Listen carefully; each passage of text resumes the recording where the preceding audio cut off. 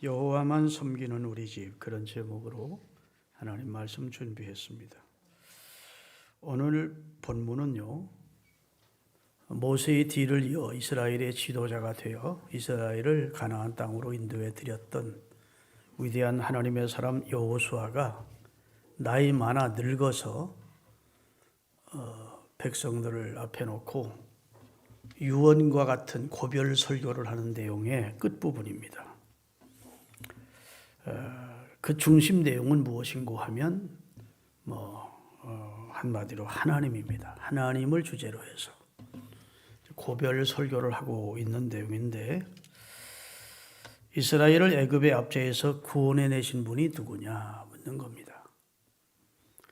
그리고 이곳 가나안 땅을 유업으로 주신 분이 누구냐, 그리고 애굽에서 이스라엘을 구원해 내서 광야에서 40년 동안 자기 백성을 보호하시고 인도하신 분이 누구냐, 그리고 가나안 땅을 약속대로 주시고 12지파에게 땅을 분배해 주신 분이 누구냐. 답은 하나님이라는 겁니다. 그분은 하나님이다. 그리고 아직도 정복되지 않은 땅이 있지만 너희가 하나님을 의뢰하면 하나님께서 그 미지에 정복지 못한 땅도 다 너희와 너희 후손들에게 주실 것이다. 하나님을 거역지 말라. 이런 내용의 권면을 하고 있는 것입니다. 그러면서 이제 이스라엘이 무엇을 해야 될지를 여호수아가 설명하는 거예요. 첫째는 하나님의 법에 순종해라. 두 번째는 이방 신들을 섬기지 말고 우상 앞에 절하지 마라. 한마디로 하나님의 법에 순종하고, 둘째로 이방 신을 섬기거나 우상 앞에 절하면 안 된다. 왜냐하면 너희는 하나님의 은혜로 구원받은 특별한 성민이니까 그렇게 살면 안 된다는 겁니다. 만약 이를 어기고 하나님의 말씀에 불순종하고 이방 신상에 절하면서 하나님을 떠나면 이스라엘이 하나님의 진노로 멸망하게 될 것이라고 경고를 하는 겁니다. 여호수아는 자신이 죽은 후에 이스라엘 민족을 이끌게 될 이스라엘 민족의 지도자들에게 신신당부하면서 그들에게 하나님을 저버리지 말 것을, 하나님의 말씀에 순종하고 이방신을 섬기지 말 것을 간곡히 분부한 다음 다시 백성들과 지도자를 함께 모아놓고 다시 한번 간곡한 권면을 하게 되는데, 그 장소가 어디였는가 하면 세겜이라는 곳입니다. 그래서 여기서 다시 하나님과 이스라엘 사이에 언약이 맺어지는데 이것을 세겜 언약이라 그렇게 말해요. 오늘 이 여호수아가 전한 메시지의 내용은 한마디로 말하면 오늘 너희는 누구를 섬길지를 선택하라는 겁니다. 너희를 구원하신 하나님, 인도 보호하신 하나님, 너희에게 약속을 성취시키시고 가나안을 주신 하나님을, 너희 조상들이 섬기던 그 하나님을 섬길지, 애굽 땅에서 우리가 살 때 애굽 사람들이 섬기던 신을 섬길지, 가나안 땅에 들어와서 이 가나안 인디언들이 원주민들이 섬기던 신을 섬길지 선택을 해라. 너희가 어떤 선택을 하든 나와 우리 집은 여호와만 섬기겠다. 너희는 어떤 선택을 해도 네 선택에 달려 있어. 너희는 어떤 선택을 하든 그건 너희의 자유이고, 오직 나와 내 집은 여호와만 섬기는 집으로 그렇게 우리는 선택을 하겠다라고 말하는 것이죠. 여러분, 열왕기상 18장 21절에 그 비슷한 말씀이 나오는데, 엘리야 선지자가 갈멜산에서 아직도 섬길 신을 제대로 정하지 못하고 바알 앞에 절하는 이스라엘 안타까운 백성들을 향하여 이렇게 외칩니다. 다 같이 엘리야가 모든 백성에게 가까이 나아가 이르되 너희가 어느 때까지 두 사이에서 머뭇하려느냐. 여호와가 만일 하나님이면 그를 섬기고 바알이 만일 참신이라면 그를 쫓아라. 그러니 백성들이 그때만 해도 아합 왕과 이세벨의 눈치가 무서워서 권력자들의 눈치를 보고 한마디도 대답을 못하고 있더라는 겁니다. 그때 엘리야가 하나님 앞에 기도했고 여호와의 제단에 불이 내림으로 무지했던 이스라엘 백성, 결단을 못하고 있던 이스라엘 백성들이 입에서 여호와 그가 하나님이다. 우리 조상들이 섬기던 여호와 그분이 참 하나님이다. 이렇게 고백을 하게 됐다는 내용이 기록이 되어 있습니다. 성경을 관통하는 핵심 내용이 무엇이냐? 하나님만이 참신이라는 거예요. 그래서 십계명의 제1계명도 나 외에 다른 신을 내게 있게 마라. 하나님은 그 문제만은 타협이 없습니다. 나 외에 다른 신이 또 있다고 생각하지 마라. 나 외에 너희가 절하고 섬길 우상이 또 있다고 생각하지 말라는 겁니다. 나 외에 다른 신은 없다. 다 내가 창조한 피조물들이 타락해서 천사가 타락해서 마귀가 된 것이고 다 나의 피조물이지 스스로 있는 신은 여호와 한 분밖에 없다고, 그러기에 참신은 여호와 한 분임을 말씀하고 있습니다. 여러분, 성경을 보면요, 의미 없는 점 하나가 없습니다.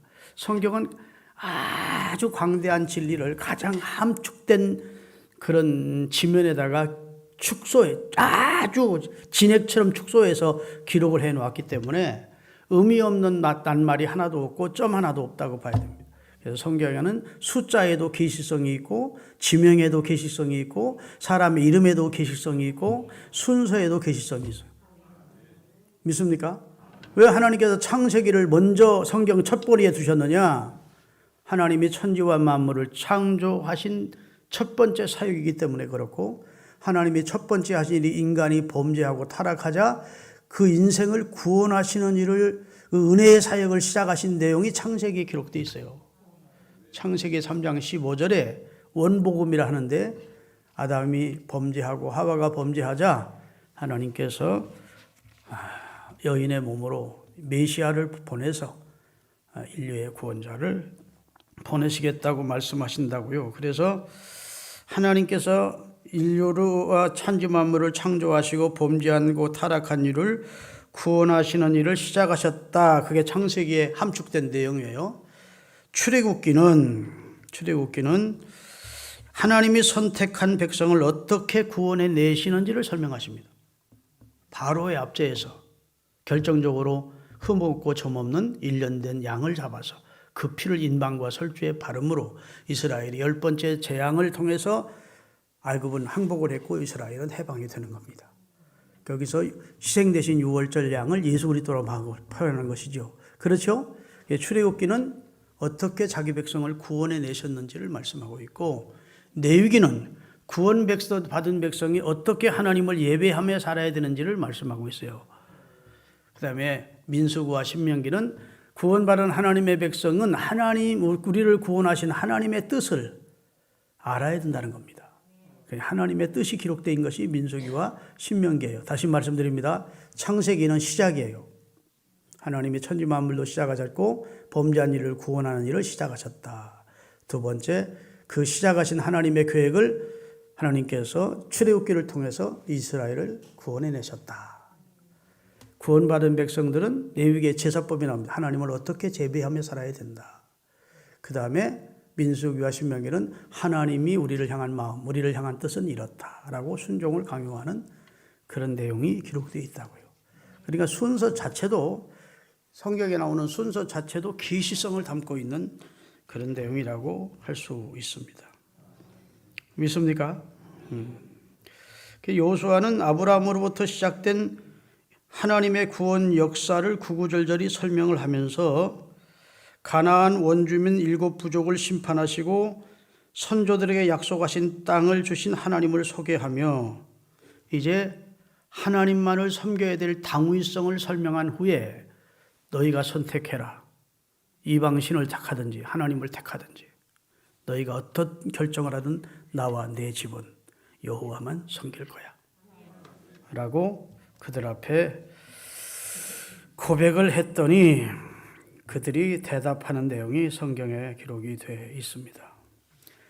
그들의 대답이 16절부터 나오는데 같이 한번 읽어보겠습니다.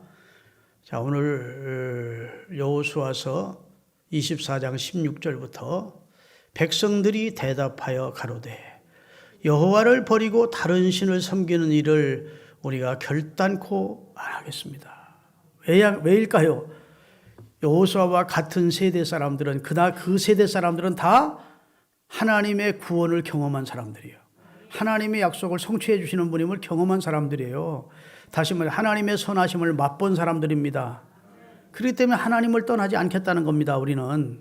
그 다음에 이는 우리 하나님 여호와 그가 우리와 우리 열조를 인도하여 애굽 땅에 종되었던 집에서 나오게 하시고 우리 목전에서 그 큰 이적을 행하시고 우리가 행한 모든 길에서 우리의 지난 모든 백성 중에서 우리를 보호하셨음이며 여호와께서 또 모든 백성 곧 이 땅에 거하는 아모리 사람을 우리 앞에서 쫓아내 주셨다. 그러므로 우리도 여호와를 섬기리니 그는 우리의 참신이십니다. 그 말이에요. 여호수아가 또 백성에게 대답을 해줍니다.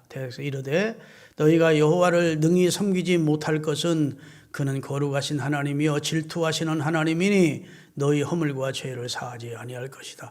조심해야 된단 말입니다. 함부로 서약하고 함부로 맹세하지 말라는 겁니다.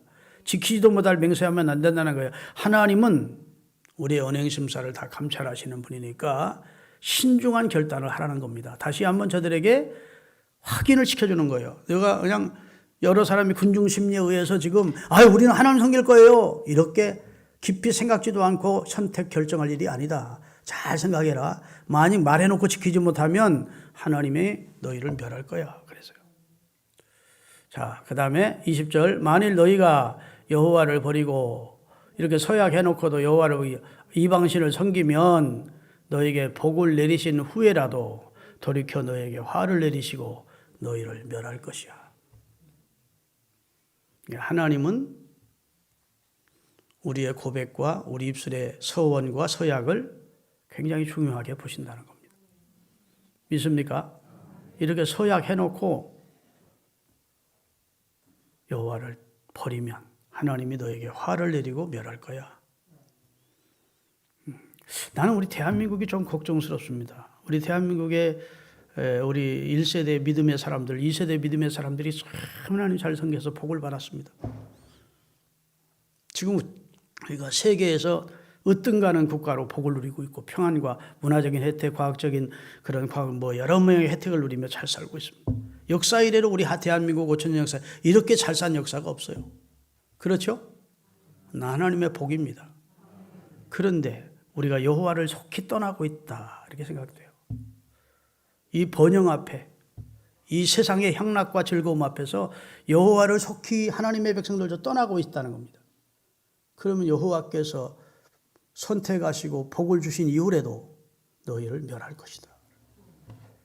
경계의 심을 가지고 들어야 될 말씀이라고 생각이 됩니다. 21절 백성이 여호수아에게 말하되 아니니이다 우리가 정녕 여호와를 섬기겠습니다. 다시 한번 대자짐을 하는 겁니다. 아닙니다. 말해놓고 우리는 번복지 않겠습니다. 진짜 우리와 우리 가족도 지도자님 여호수아님처럼 나와 내 집도 우리 집도 다 여호와만 섬길 것입니다 라고 서약을 했더니 하나님께서 그들에게 언약을 다시 갱신하는 세겜 언약이 갱신이 이루어져요. 모세 때 이스라엘 백성들과 하나님이 언약을 했습니다. 근데 그 언약을 갱신한 것은 내용이 갱신된 게 내용은 똑같아요.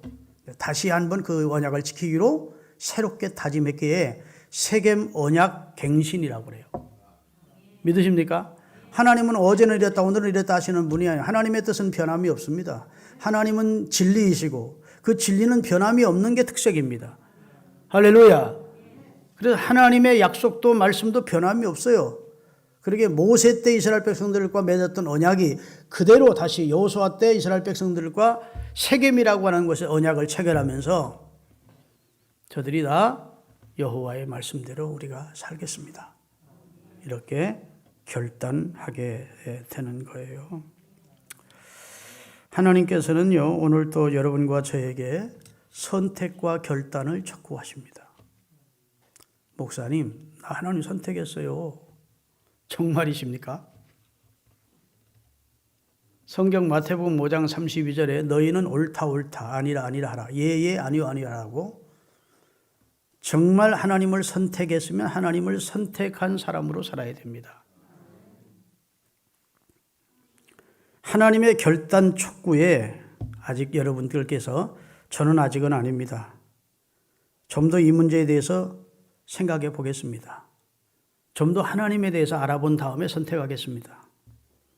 아닙니다. 저는 지금 하나님을 전적으로 신뢰할 수가 없어서 나중에 선택하겠습니다. 아직까지 저는 하나님보다는 세상이 더 좋습니다.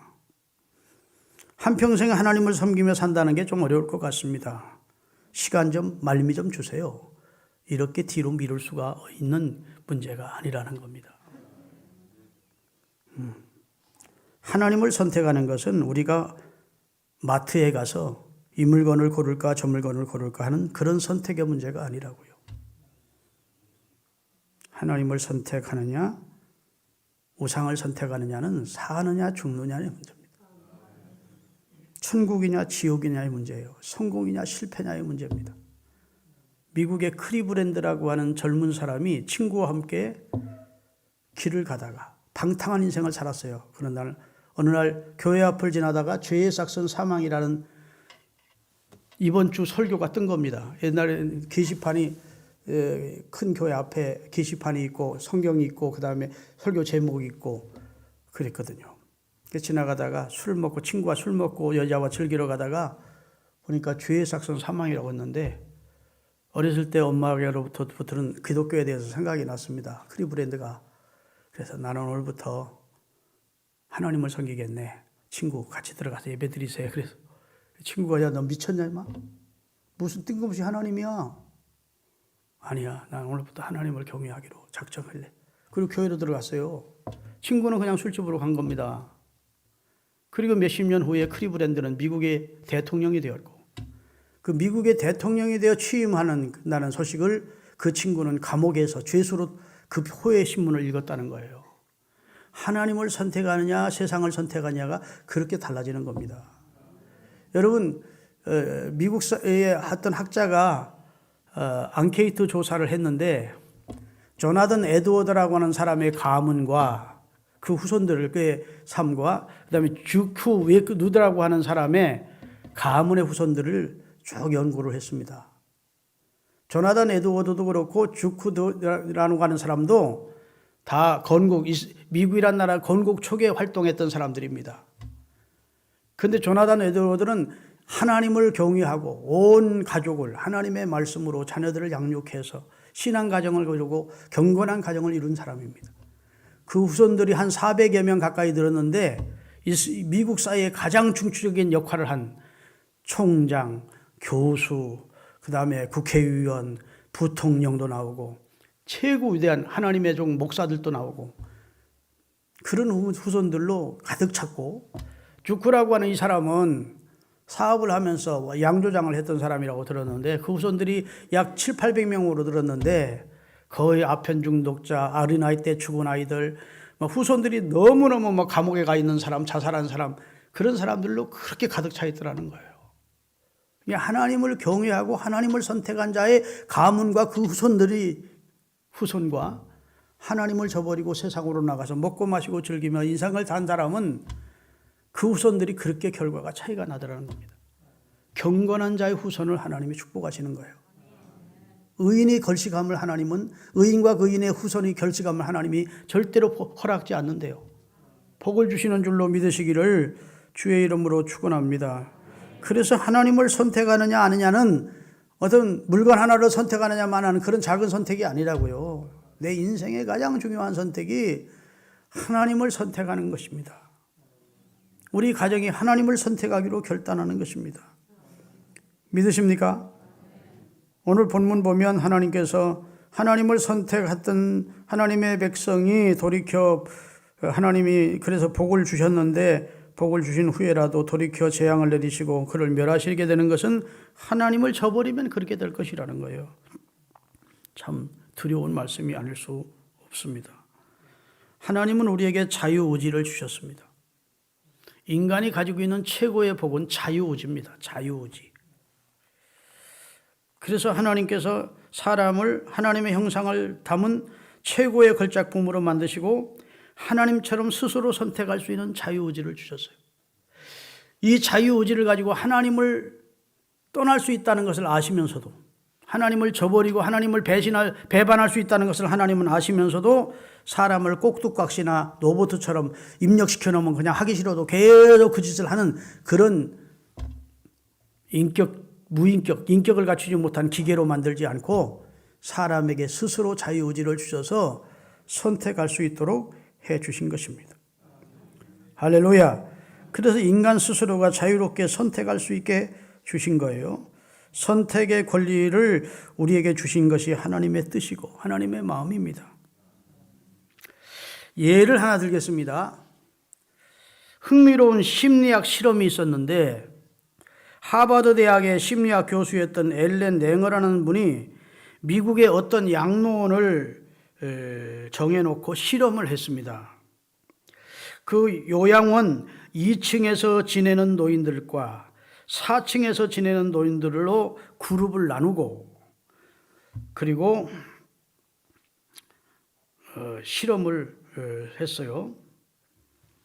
서로 다른 실험을 했는데 먼저 2층에 가서는 이렇게 얘기를 했습니다. 우리가 여러분의 방을 새로 꾸며드리겠습니다. 화분도 선물로 드리겠습니다. 그리고 그 화분들은 직원들이 잘 관리할 테니까 여러분들은 신경 안 써도 됩니다. 영화도 보여드릴 텐데 우리가 알아서 날짜를 정하여 상영해 드리겠습니다. 그렇게 좋은 소식을 전했습니다. 그 2층 노인들의 입장에서는 화분도 준다지, 화분 관리도 직원들이 해주겠다지, 방도 새로 꾸며주겠다지 얼마나 희소식입니까? 영화도 때를 따라 영화 구경도 시켜주겠다니까. 그런데 4층에 있는 노인들에게 가서는 이렇게 말을 했다고 합니다. 우리가 도와드릴 테니까 원하는 대로 방을 꾸며드리겠습니다. 그러니까 방을 어떻게 해줄지를 설계를 해주세요. 화분을 선물로 드리려고 하는데 원하지 않으시면 안 받으셔도 됩니다. 대신 받으신 분은 직접 키우시기를 바랍니다. 그리고 영화는 언제 보실지 서로 상의해서 날짜를 정해주시면 우리가 와서 상영해 드리겠습니다. 다시 말해서 4층에 있는 분들에게는 자율권을 주어서 선택할 수 있게 해주었고 2층에 있는 분들은 다 선택할 필요 없이 다 좋은 조건을 제시해 준 것입니다. 2층 노인들은 가만히 앉아서도 호요시가도록 환경을 제공해 주었고 4층 노인들에게는 자율적인 선택권과 무엇인가를 꼭 해야 되는, 그래서 할 수 있도록 권장을 한 것입니다. 2층 노인들은 주어진 환경에서 그냥 편하게 지냈고 4층 노인들은 자신의 선택으로 식물을 키웠고 방도 이렇게 만들어 달라고 요청을 했고 언제 무엇을 할 것인지 계획을 세웠고 그 계획을 실행을 했습니다. 4층 노인들은 이전보다 바빠졌고 2층 노인들은 4층 노인들이 키우는 화분을 감상이나 하는 정도로 편하게 지냈습니다. 그리고 몇 달이 지난 후에 두 그룹을 대상으로 삶이 행복한지를 물었더니 4층 노인들이 훨씬 행복하다고 대답하는 비율이 월등했다는 겁니다. 뭔가를 하고 꽃에 물을 주고 기르고 상의하고 이런 일을 하는 사람들이 전혀 다 해주어서 그냥 편하게 있는 사람보다 훨씬 사람이 나는 우리가 행복하다고 4층에 있는 노인들이 더 행복하다고 했고 2년이 지난 후에 두 그룹의 건강 상태를 비교했더니 2층 노인들은 71%가 더 이전보다 더 허약해졌고 4층 노인들은 93%가 더 건강해졌더라는 겁니다. 사망률도 2층보다 4층이 훨씬 적더라는 겁니다. 아무것도 안 하는 사람들이 일찍 죽더라는 거예요. 이 실험의 결론은 다음과 같습니다. 아무리 허약한 노인이라도 스스로 결정하고 선택할 수 있는 기회를 주어야 한다. 그래야 건강하고 행복하게 오래 살 수 있다. 사람이라면 누구나 자율성의 욕구를 가지고 있습니다. 자율성의 욕구. 자녀들이 공부 싫어하는 이유 중에 하나가 매일 부모가 공부해라 하니까 공부를 더 하기 싫어한다는 겁니다. 스스로 공부를 하려고 책을 폈는데 엄마가 공부해 임마 하고 잔소리를 하면 하기 싫어진다는 겁니다. 공부하려고 마음먹었다가도 책을 덮고 나가버린다는 거예요. 그게 자율성의 욕구이고 그것이 사람에게 주어진 선택권이라는 거예요. 하고 싶은 일도 하라고 하면 하기 싫다는 겁니다. 내가 선택해서, 내가 스스로 선택해서, 내가 결단해서, 내가 하는 것을 원하지 해라 해서 하는 것은 하려고 마음먹었다가도 자꾸 옆에서 잔소리하면 하기 싫어지는 것이 사람의 마음이라는 거예요. 그게 자율성의 욕구입니다. 스스로 결정하고 그 결정에 따라 본인의 삶을 살아가고 있다고 느낄 때 사람은 행복한 겁니다.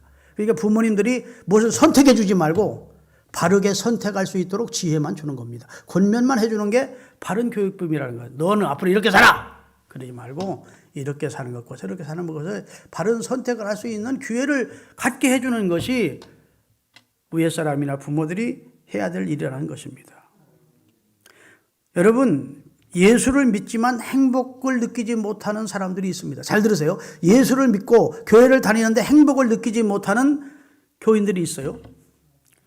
그것은 부모님이 예수님을 믿어서 본인도 믿게 된 모태 신앙인들 중에 그런 사람이 많은 겁니다. 본인 스스로 결단한 게 아니에요. 부모님이 그냥 다 교회를 다니니까 같이 따라다니다 보니까 어느 순간 자기도 믿어져서 교회를 다녀. 그리고 예수님을 믿게 됐어. 자기 선택은 아니에요. 물론 어느 순간 자기도 선택했겠지만 부모님의 권유나 주변의 권유, 환경 때문에 그냥 스스로 자기 선택과 결단의 의지 없이 그리스도인이 된 사람들은 별로 감격도 기쁨도 없다는 거예요. 또 남편이나 아내에게 끌려서 교회에 나오는 사람 중에 그런 분들이 많이 있는 겁니다. 본인의 선택은 아니거든. 본인이 결단을 한 것이 아니고 여보 교회 갑시다. 그러니까 나와서 앉아있다가 어느 순간 말씀이 들어지고 그게 믿어져서 교회를 다니게 됐어요. 물론 그것도 선택이지만 그런 아주 결정적인 본인의 선택과 결단이 그리스도를 주님으로 영접하고 주여 예수님은 내 구주로 영접합니다. 이제부터는 주님은 나의 주인이시고 나는 주님의 종입니다. 주님을 내 안에 모시고 나는 주님의 뜻을 따라 살고 주님의 통치를 받으며 살겠습니다. 이런 확실한 결단과 선택이 없이 교회를 나온 사람들은 예수를 믿으면서도 별로 감격이나 행복이 훨씬 뒤떨어진다는 거예요. 심지어 목사로서 목회는 하지만 주변의 권고나 환경적인 요인으로 사역의 길을 가는 사람들 중에도 사역의 기쁨도 행복도 느끼지 못하는 분들이 있는 것입니다. 그런 분들은 오늘 이 말씀을 잘 들으셔야 됩니다. 아멘 안 하십니까? 오늘 이 말씀을 잘 들으셔야 돼요. 선택하고 사랑하는 기쁨과 행복의 주인공이 되어야 되지 않겠습니까? 내가 선택하고 그리고 나를 사랑해 주시는 그분을 나도 사랑하고 그 안에서 기쁨을 누리며 그렇게 살아가는 은혜가 있기를 바랍니다. 그런데 중요한 것은 먼저 하나님께서 우리를 선택해 주셨다는 것을 알아야 돼요. 요한복음 15장 16절입니다. 너희가 나를 택한 것이 아니요 내가 너희를 택하여 세웠나니. 아멘. 내가 많은 종교 가운데 기독교를 택했고 많은 교주 가운데 예수님을 택했다. 아니라는 겁니다. 너희가 나를 택한 것이 아니고 내가 너희를 먼저 택했다. 주 예수 내가 알기 전 날 먼저 사랑했네. 내가 예수님을 알기 전 예수님은 먼저 나를 사랑해 주셨어요. 하나님의 큰 선택이 내게 있었고 하나님이 나를 선택한 다음에 너도 나를 선택해라. 이렇게 하나님을 선택하도록 우리의 마음을 성령으로 감동시키고 이끌어 주시고 그리고 역사하시는 겁니다. 그래서 우리가 예수님을 선택하게 되는 줄로 믿으시기를 주 예수 그리스도의 이름으로 축원합니다. 우리의 자유의지를 이용해서 하나님의 선택과 사랑을 깨닫고 나도 하나님을 선택하도록 하나님은 우리를 이끄시기를 원하시는 겁니다. 창세기에 보면 처음 인간인 아담과 하와를 하나님께서 선택하시고 그 다음에 그들에게 선택하는 자유를 주셨습니다. 창세기 1장 29절에 30절 같이 읽겠습니다. 하나님이 가라사대 내가 온 지면에 씨 맺는 모든 채소와 씨 가진 모든 열매 맺는 모든 나무를 너희에게 주리니 너희의 식물이 되리라. 그 다음에 또 땅의 모든 짐승과 공중의 모든 새와 생명이 있어 땅에 기는 모든 것들은 내가 푸른 풀을 식물로 주노라 하시니 그대로 되니라. 아멘. 자, 모든 것을 우리에게 주시고 선택을 하라는 겁니다. 그 많은 과일 중에서 네가 먹고 싶은 거 먹어. 너 모든 그런 생물 동물 중에서 네가 취하고 싶은 거 취해 먹어. 하나님이 야, 이 많은 과일이 있는데 바나나만 먹어라. 바나나만 먹어야 생육하고 번성하게 해줄게 했더라면 아이고 생각만 해도 끔찍하죠. 어떻게 바나나를 한 번, 두 번 먹는 건 맛있겠지만 바나나만 먹게 하시겠습니까? 하나님은 다 주신 거예요. 다 주시고 네가 정말 나를 사랑한다면 나를 경외하는 나를 선택했다는 증표는 선악을 알게 하는 동산 중앙에 있는 나무는 먹지 마라. 그게 하나님의 우리를 사랑하시는 자유의지를 활용해 주시는 하나님의 마음이라고요. 여러분, 인도의 성자인 썬다싱이라고 하는 신실한 그리스도인이 그 발 앞에 엎드려라는 글에 책을 썼는데 이런 내용이 있습니다. 엄마가 30살짜리 아이를 데리고 숲에 정원에 들어갔습니다. 큰 정원에 들어갔어요. 그리고 나서 아이를 혼자 둔 채 엄마가 큰 나무 뒤에 가서 숨었습니다. 그랬더니 아이가 무섭기도 하고 엄마가 없으니까 왕왕 엄마를 찾으며 돌아다니면서 엄마를 찾으며 우는 겁니다. 하녀가 빨리 달려와가지고 도련님 여기 바나나 있어요. 여러분 더 좋아하는 망고 있어요. 해도 다 관심이 없는 겁니다. 다 집어던져버리고 엄마만 찾는 겁니다. 엄마. 엄마가 필요한 거라. 그러니까 그것을 몰래 지켜보고 있던 엄마가 자기만 찾으니까 너무 고맙기도 하고 대견하기도 하고 기쁘기도 하고 해서 뛰어나와가지고 그 아이를 품에 안고 입을 맞추면서 역시 내 아들이다 그런 거예요. 그 얘기를 썬다싱이 쓰면서 우리 인생이 하나님 없이 이 땅의 모든 것을 얻어봐도 누려봐도 권세를 얻어봐도 누려봐도 다 만족이 없다는 겁니다. 인생의 참 주인 되시는 진짜 어머니 되시는 하나님의 품에 안겨야 인생은 평강이 찾아오고 안정감이 있고 그 다음부터는 망고도 맛있고 과일도 그걸 새롭게 느끼는 것이지 어머니를 찾지 못한 상태에서는 그 무엇도 그에게 행복과 안정감을 줄 수가 없다는 거예요. 인생이 인생의 영혼의 참 주인이신 하나님의 품에 안기기 전에는 누려도 받아도 누가고도 다 참된 평안과 행복은 없는 겁니다. 그래서 하나님은 오늘 여호수아를 통해서 너와 네 집은 여호와만 선택해라. 여호와 선택해야 그 다음부터 그의 나라와 그의 의를 구하며 살면 이 모든 것은 더해 줄게라고 우리에게 말씀해 주시는 줄로 믿습니다. 여러분, 하나님을 알고 나니까 바울은 얼마나 좋은지 자기가 그전에 그렇게도 좋아했던 것들이 다 배설물처럼 느껴졌다고 고백하는 걸 보면 우리가 정말 하나님을 선택하고 하나님만을 섬기는 집을 만들면 그와 그 후손들은 복을 받습니다. 오늘 가정의 달에 여호수아의 고백을 기억하십시다. 마음에 새기시고 오직 나와 내 가정, 내 자식들, 내 후손들은 여호와만 섬기게 해 주옵소서. 여호와를 떠나지 않게 해 주옵소서. 여호와를 버리고 하나님의 채찍이나 징계를 받지 않도록 여호와 안에 거하는 우리와 우리 가정이 되게 해달라고 기도하십시다.